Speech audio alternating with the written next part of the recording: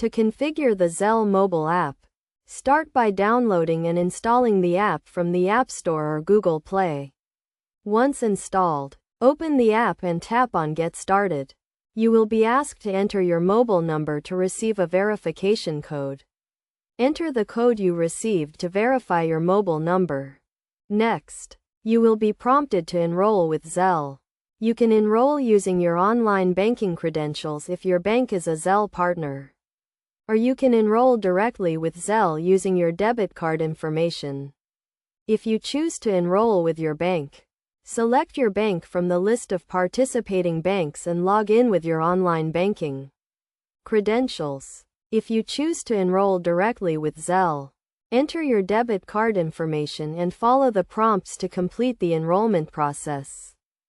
After enrolling, you will be asked to set up a profile, including your name and email address.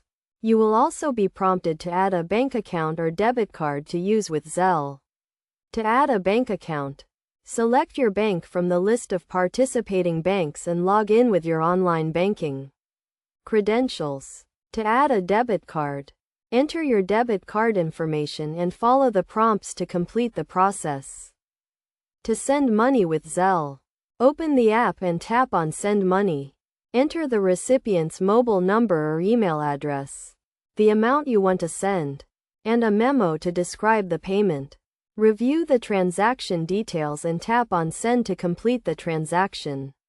To receive money with Zelle, the sender will need to enter your mobile number or email address and the amount they want to send.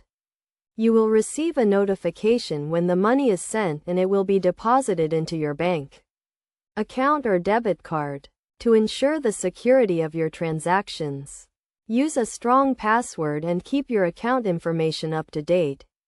Also, be cautious when sending money to unknown recipients and only send money to people you trust by following these steps and best practices. You can configure the Zelle mobile app and start sending and receiving money quickly and securely.